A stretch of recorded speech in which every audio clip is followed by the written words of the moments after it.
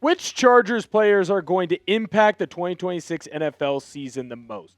That was a question that was posed to me, and on today's show, I'm going to break down my top 5 guys.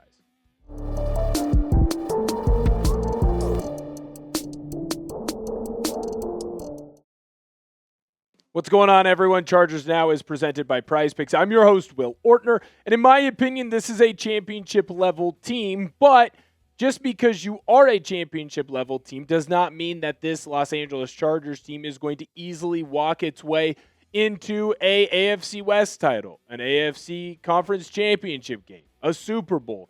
You got to have things hit at the exact right time in the exact right moments. So I'm going to look at the 5 players on today's show that have the best chance to make an impact for this team. But I'm going to ask you before we get going, can the Chargers win the Super Bowl this year? Let me know down below in the comment section. Is that a yes? Is that a no? I'm interested to see what your opinion is there. Let's start with number 5 for me, and that is Khalil Mack. Now, I know some people are going to say, well, Khalil Mack, why is he so high on this list? And it's really simple to me. When does the cliff come for Khalil Mack? Because when you look at the type of player that he is, obviously he's a first ballot Hall of Fame player. Obviously, Khalil Mack is going to be someone that has a gold jacket on. But at this point in his career, he is in the twilight years of what he is. Now, he's only 2 years removed from having a 17-sack season. He's a guy that still performs at a very high level and honestly probably has a double-digit sack year last year if he doesn't end up getting hurt, or at the very least, he would be in the ballpark of a double-digit sack guy. The Los Angeles Chargers need edge rushing talent, and Khalil Mack is still someone who's able to stop the run just as well as he's able to get after the passer. In my opinion, that cliff has not come for Khalil Mack. Now, he might be gradually going down, right? The output is not the same that it was when he was a spring chicken, when he was a lot younger, playing at a much, I don't want to say a much higher level, but at least a higher level. It is interesting to see when that cliff does come. It certainly feels like for edge rushers, you're good, and then the waterfall hits and you fall off the canoe, right? So what'll be interesting to me is where is Khalil Mack going to be this year? Can he continue to play at a high level? Because he's going to be asked to play at that high level in Chris O'Leary's defense. Next, let's talk about wide receiver Quentin Johnston. To me, that's the number 4 guy because it feels like right now in Los Angeles, between Johnston and between, of course, Ladd McConkey, you have 2 players that are really solid, good even. But it feels like no one has stepped up into being that true difference maker at the wide receiver position. Is Quentin Johnston finally going to be able to step up and show that he is not only deserving of the first-round pick that he was drafted in a couple of years ago, that he was worthy of that 5th-year extension that he got this offseason, that Quentin Johnston is going to be able to be a double-digit touchdown guy, a 1,000-yard receiver guy? Is Quentin Johnston going to be able to be that number 1 option for this team? We've seen what happens when Ladd McConkey is that number 1 option, and I certainly think that McConkey is still a quality wide receiver in the National Football League. But to sit here and say that this Chargers team would not be better necessarily if Quentin Johnston was able to take over the 1 reins, I think would be, honestly, in my opinion, incorrect. When I look at Quentin Johnston and everything that this Chargers team will be, I do think that this is what the wide receiver depth chart is going to look like after we get to the 53-man cutdown. And you'll notice Johnston stands above the rest because of his height and his ability to get yards after the catch. I think that Johnston's going to be able to take the next step. Mike McDaniel, the new offensive coordinator, has done a great job this offseason of making sure that Johnston feels comfortable and making sure that he believes that he is going to be a star, that he clearly has the backing of the coaching staff. And I think you're seeing a confidence level from Johnston that you haven't seen in his entire career up to this point. So to me, signs point to yes of Quentin Johnston being able to show that he's a true blue number 1 receiver. We got more to talk about on this program, but first, I need to let you know that today's show is made possible by Prize Picks. Prize Picks is America's number 1 sports picks app. and is the best place to win cash while watching sports. Let's look at my lineup for the football action this season. I have the more on Justin Herbert.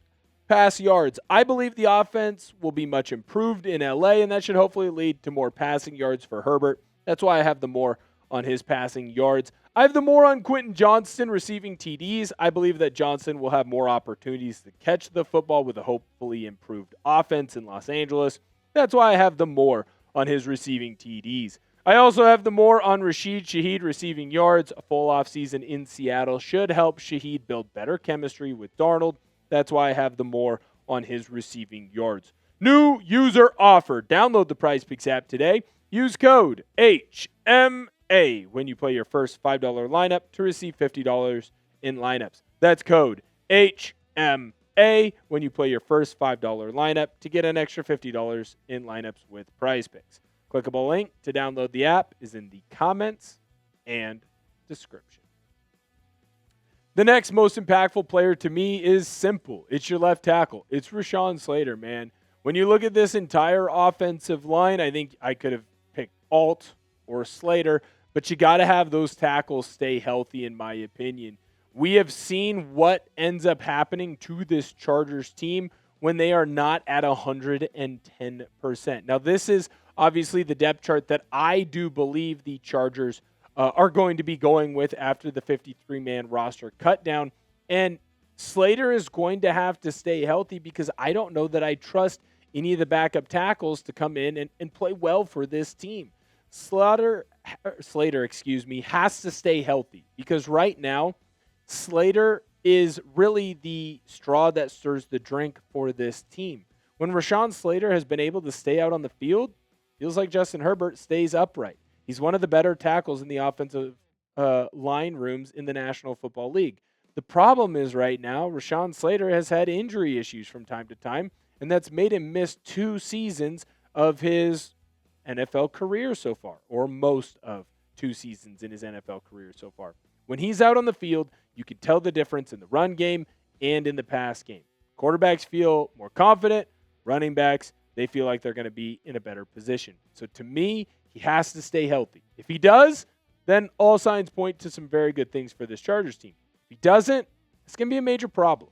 Who is the most impactful player for the Chargers? What player is going to be the difference maker between this team reaching the heights that they can and this team not reaching the heights that we know that they can? You let me know down below in our comment section which player to you is the most important for this team. Number 2 to me is Derwin James. Now, what's interesting here about Derwin James is I think that for the 1 and 2 spots, I could go either way because essentially we're going to be talking about 2 guys that really run their side of the football. I did go with James simply because, well, defense doesn't matter as much as the number 1 guy, and if you can't figure out who I'm talking about, then that's on you. To me, Derwin James is the most important player on this defense, and it's because of the way that he's able to play that nickel position. Right now, Derwin James allows the Los Angeles Chargers to stay in their base defense. There are essentially 3 guys that can do what Derwin James does. It's Nicky Manwari, it's Kyle Hamilton, and, well, Derwin James.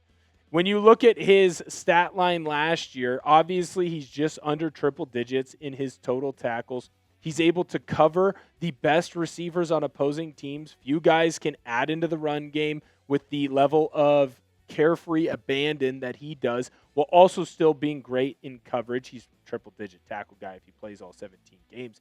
He's a guy that allows you to hide what type of defense that you want to run in Los Angeles. He allows the Chargers to, again, stay in that 4-2-5 and at the same time feel confident in trading off shifts, trading off motions, not making it clear what type of zone defense they're in or man defense they are in. Are they going to bring a blitz? Are they going to sit back in coverage? What is this Chargers team going to do?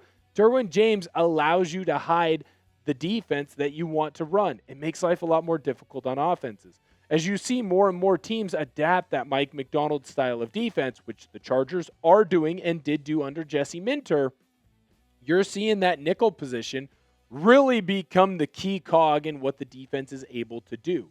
The better the nickel, the better the team. Derwin James, he makes that defense go.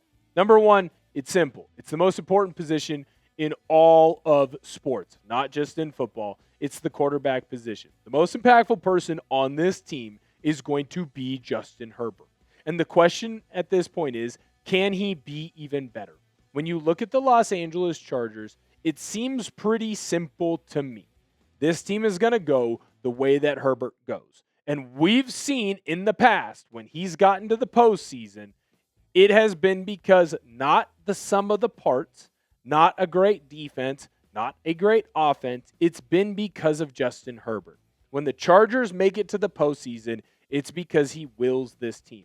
And last year, I think, is the greatest example of that. He's a 4,000-yard passer if he plays all 17 games, and he did it while getting hit more than anyone in the National Football League or close to it.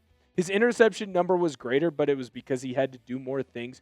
Justin Herbert put that team on his back last year, and that's inarguable. The Chargers do not go to the postseason if Justin Herbert isn't Superman. There's a reason why people look at him as a top 10 quarterback, and that is a correct thing to do, in my opinion. But Justin Herbert has to be better in the clutch, and unfortunately, at this point in Justin Herbert's career, he has to be better in the postseason, and that is largely what people are going to remember him by and talk about him as.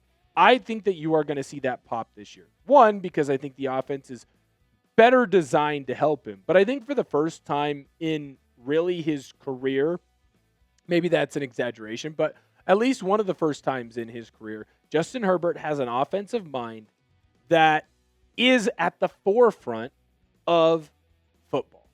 I'm not here to attack Steichen. I'm not here to attack Moore, but I just think there is a level of difference between those guys as play callers and Mike McDaniel as a play caller. Mike McDaniel made Tua great, or at least above average, right? What is he going to do with Justin Herbert?